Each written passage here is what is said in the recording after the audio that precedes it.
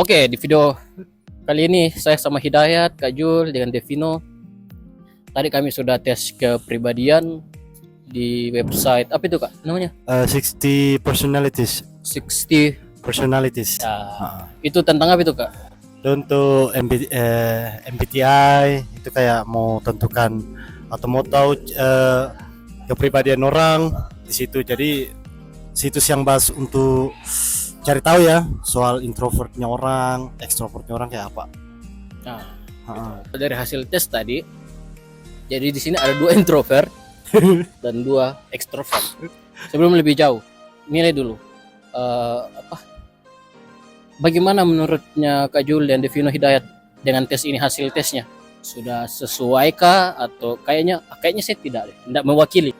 Kalau dari secara pribadi saya sendiri itu ya mungkin sebenarnya saya itu orangnya memang asik sebenarnya kalau di kampung. Nah, saya orangnya asik begitu, kayak bukan introvert gitu, kayak lebih ke extrovert. Tapi di kalangan baru udah tahu kenapa pandangannya orang, saya kayak lebih ke introvert begitu. Oh, berarti sebenarnya aku setuju juga kalau kau itu ekstrovert. Iya. Sebenarnya saya orangnya Karena lingkungan baru mungkin. ya. Jadi ada situs lain juga ya selain 60 personalities itu, misalnya kayak di mungkin pernah lihat di YouTube channel 1% ya. Tapi kalau saya sudah mewakili, karena yang di 60 personalities itu yang saya jawab sejujur-jujurnya. Kalau Hidayat nggak usah ditanya, kayaknya memang sudah fix dia Hidayat valid toh. Atau tanggapanmu dan hasilmu bagaimana? Kok saja tidak Introvert juga. kok tidak masuk kamera sih? Menggambarkan sekali kok introvert. Kamu masuk kamera. Kalau saya sih Kak, tepat sekali Kak ini hasilnya. Sejak tadi dapat introvert, baru sejak sudah sering sekali kayak lakukan tes ini. Saya selalunya dapat introvert juga.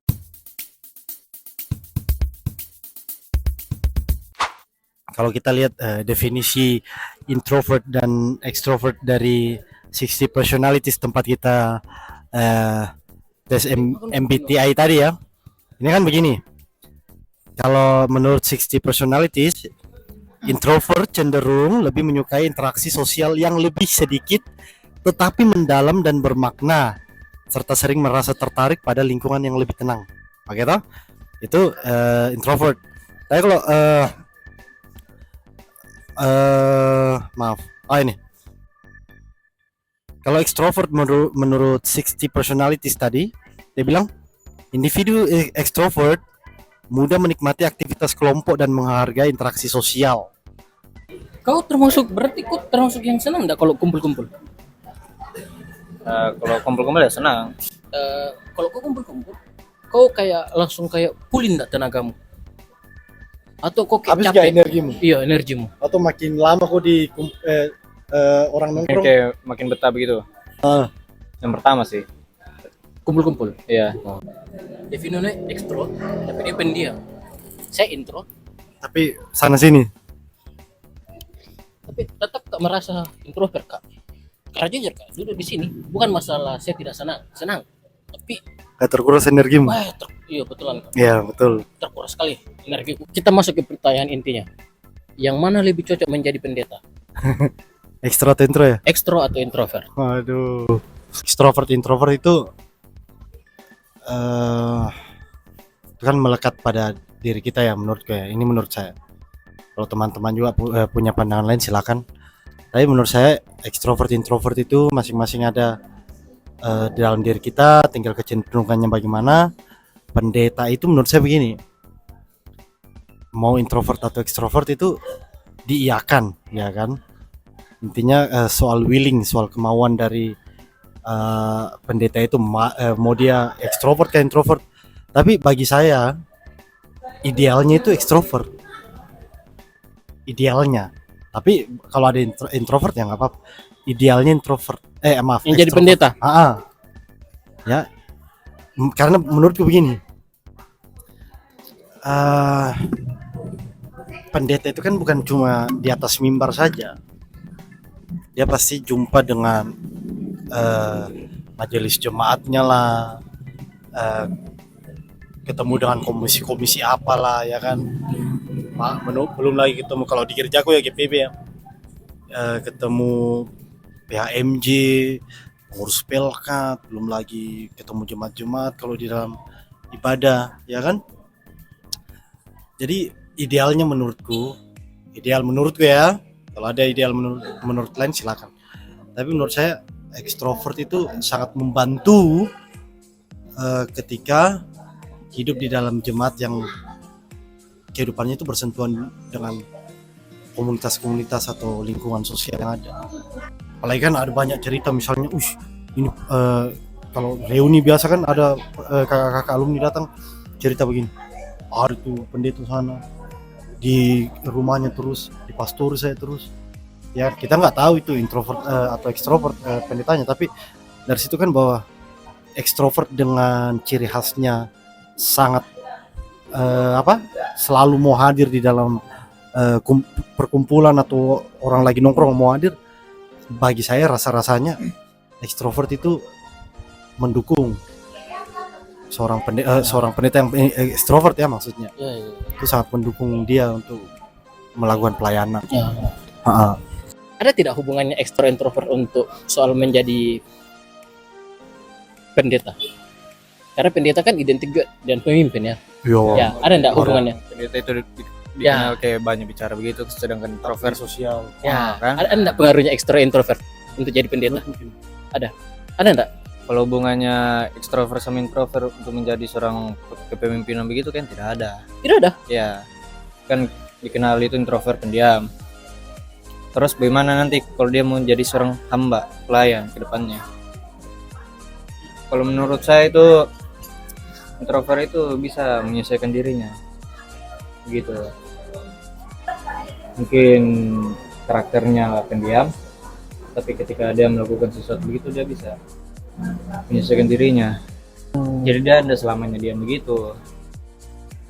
Jadi intinya introvert itu mau introvert atau ekstrovert itu bisa. Ya. Oke. Devino kan merasa ini bukan sesuatu masalah. Karena kalau introvert itu bisa akan menyesuaikan Yang jadi pertanyaan gue Devino, mau sampai kapan seorang introvert bisa menyesuaikan? Penyesuaian itu kan menurutku hanya untuk bersifat sementara Tapi kalau itu jangka panjang, berarti kok sudah berubah sebenarnya. Kalau dia sudah berubah jadi ekstrovert, sama saja kita simpulkan berarti memang untuk menjadi pendeta itu lebih cocok ya ekstrovert. Jadi mau tidak mau, suka tidak suka, orang introvert itu harus ekstrovert. Karena kondisi Iya. Tuntutan lingkungan profesinya. Iya. Karena kenapa yang kau bilang menyesuaikan tadi harus introvert? Kenapa tidak kau bilang ekstrovert itu harus menyesuaikan? Secara tidak langsung statement itu mengatakan memang introvert itu yang harus berubah. Nah, Hidayat sangat berpengaruh Kak. Beda. Oke. Lanjut Dayat.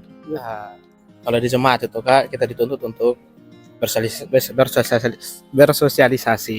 Nah, kalau kita jadi orang yang introvert, kita tertutup, hubungan sosialisasi tidak akan terjalin dengan baik di jemaat.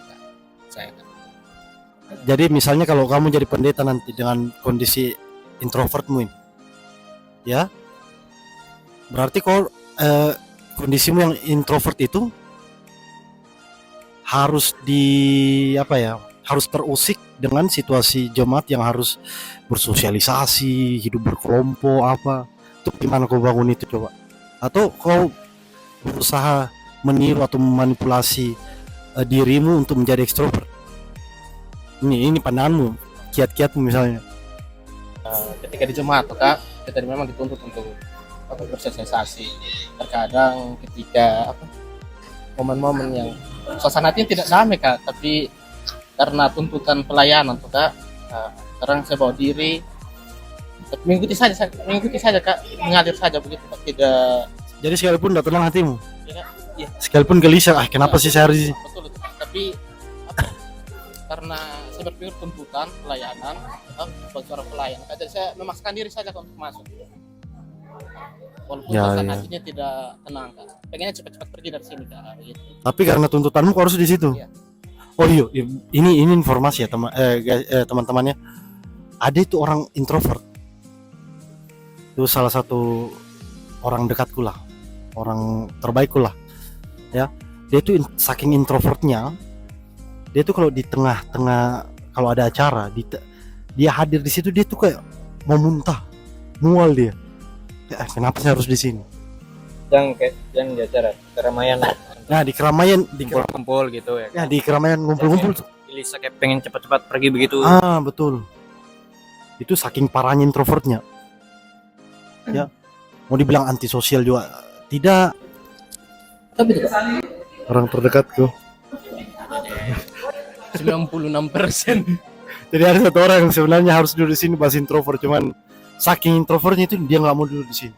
96%. 96%. 96. Kirimkan ke itu Kak. Iya. Bah, 96% introvert. Berarti kok tidak sarankan introvert itu jadi pendeta? Konflik batinku nih Pak.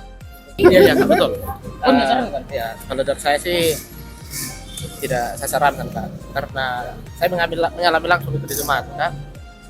Itu berat. Lagi dan lagi. Dari kok tidak masuk kamera, saya sudah menggambarkan itu. Masuk lihat kamera.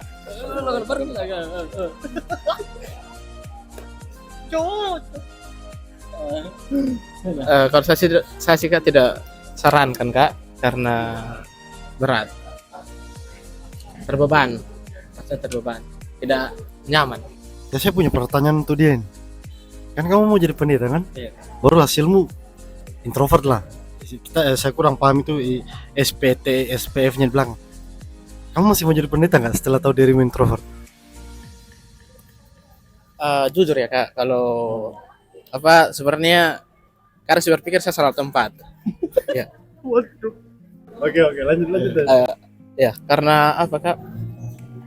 Mungkin dari pengalaman masa lalu, saya orangnya tidak terlalu suka dengan suasana baru, lebih suka dengan zona nyaman sendiri. Jadi lebih senang sendiri, Kurang bersosialisasi begitu ya. kurang tidak terlalu suka bersosialisasi. Dan ada banyak hal lagi Kak yang terkadang membuat saya berpikir untuk banting setir, artinya cari jalan lain.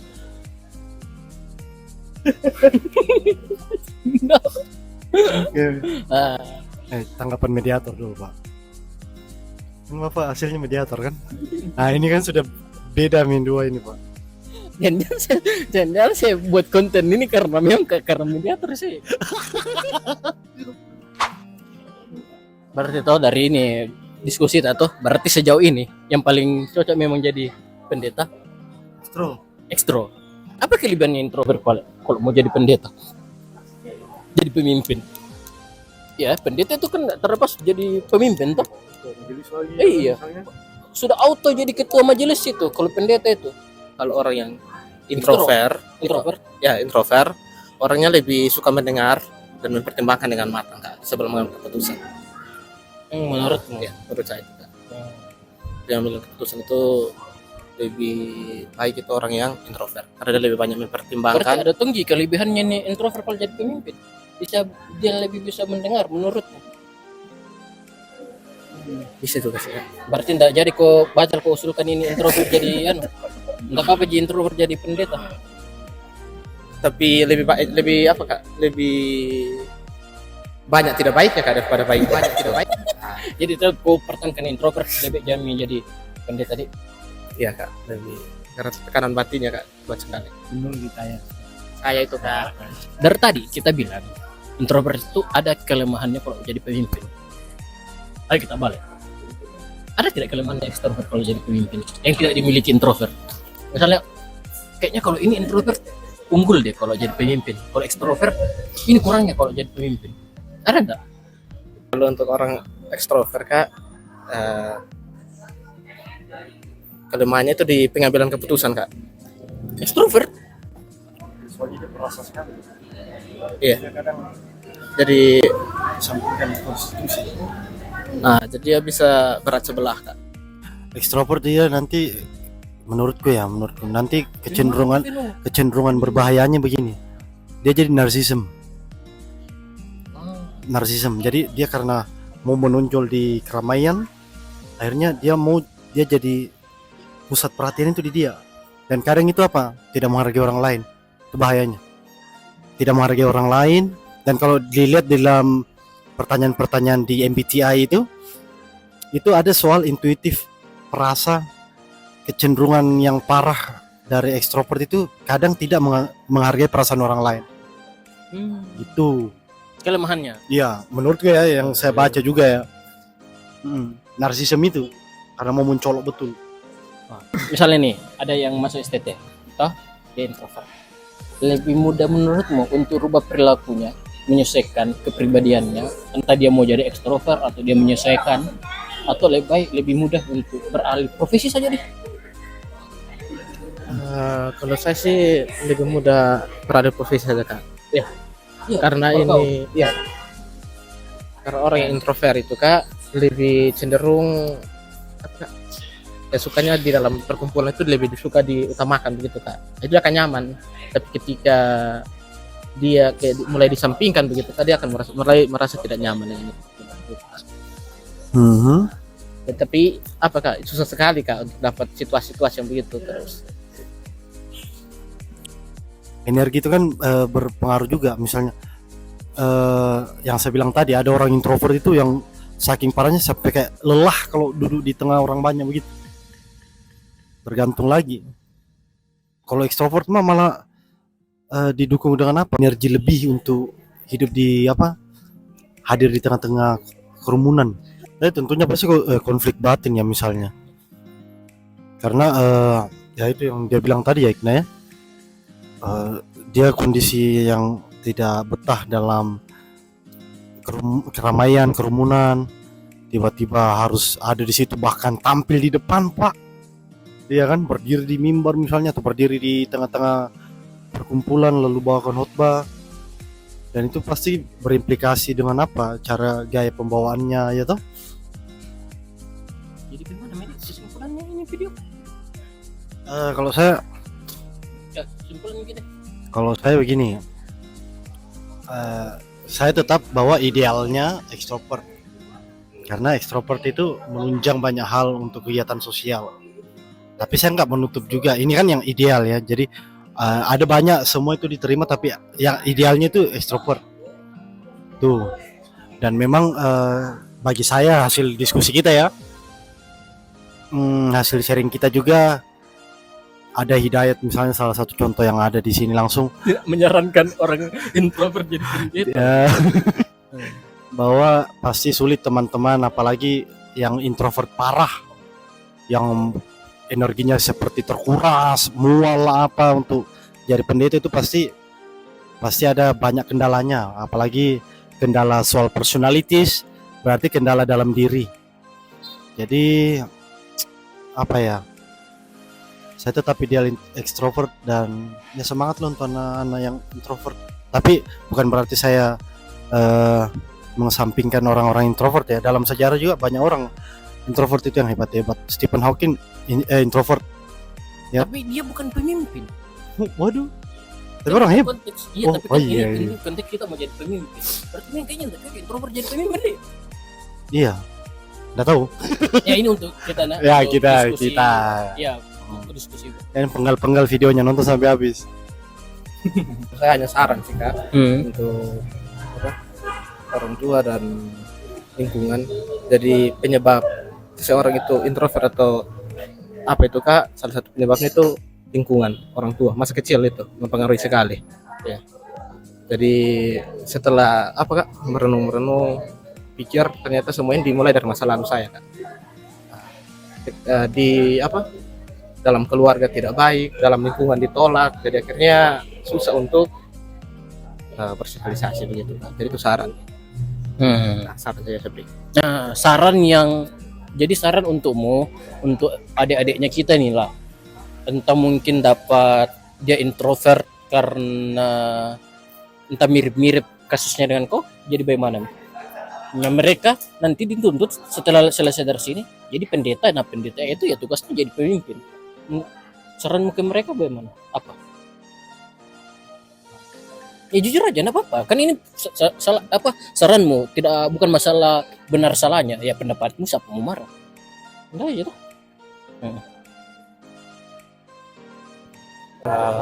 Bingung saya kak. Ya, nah, kok bingung ini karena kau takut saja bilang. Nggak nyaman di sini. Iya, atau kau nggak nyaman di sini. Boleh mikir deh. Tidak, Kak. Apa bilang nih? Bilang nih. Apa bukannya? Bagi saya sih kak, kembali kepada pribadi dan situasi. Kalau dia merasa nyaman dengan, walaupun introvert tapi dia merasa nyaman dengan situasi dia saat ini, ya oke, jalani saja.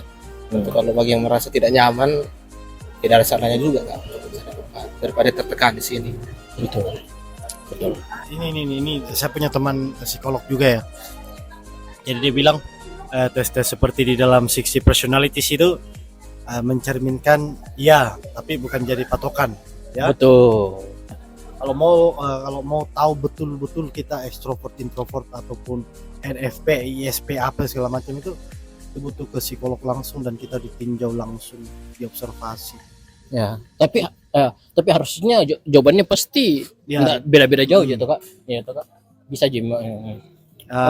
Tes yang di dalam 60 personalities itu tadi sudah cukup untuk mencerminkan kita. Ya, tapi memang alangkah lebih bagusnya ke Psikolog. ahlinya, bidangnya langsung. Ya, betul-betul. Untuk menjadi pendeta, menurut saya melihat bahwa masing-masing ini kepribadian baik ekstrovert ataupun introvert itu sama-sama punya keunggulan dan punya kelemahan, dan kedua-duanya pasti bisa menjadi pendeta. Kalau menurut saya, orang ekstrovert, orang introvert bisa menjadi pendeta, asalkan ya dalam hal ini kan kita masing-masing punya kepribadian.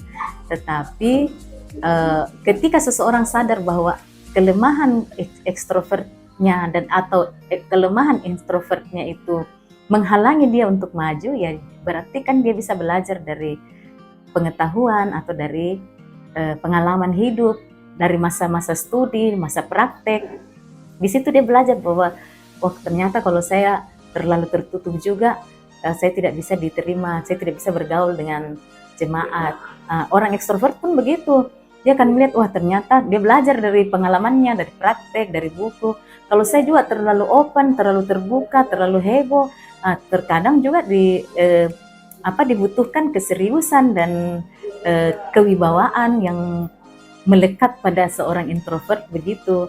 Jadi masing-masing menurut saya punya keunggulan, dan semua itu walaupun saya introvert, walaupun saya ekstrovert, yang penting mau belajar dari kelemahannya dan kekuatannya, ya itu bisa untuk bisa mengembangkan dirinya. Jadi menurut saya siapapun juga ekstrovert, introvert, keduanya cocok untuk jadi pendeta.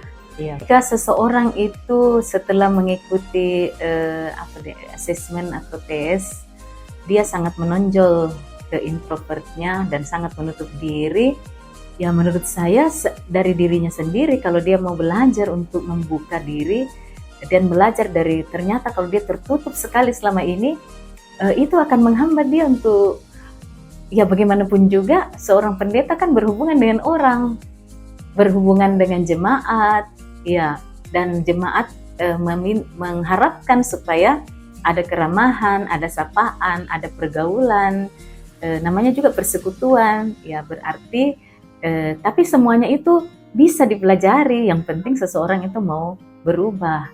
Ya banyak kok ini pendeta-pendeta yang tadinya itu dia orang yang sangat introvert, tapi karena dia belajar, dia mau berubah, dia mau belajar, sehingga dia bisa menyesuaikan, dia punya hubungan sosial, dia melihat bahwa hubungan sosial itu penting, berhubungan dengan orang lain itu penting, sehingga ya dari pengalaman, dia belajar dari pengalaman, dia belajar dari buku, dan dia bisa berubah begitu. Walaupun kalau misalnya ada tes begitu, tetap dia ciri introvertnya itu memang sangat kental, tapi karena dia kan dia bisa berubah diri ya dari belajar.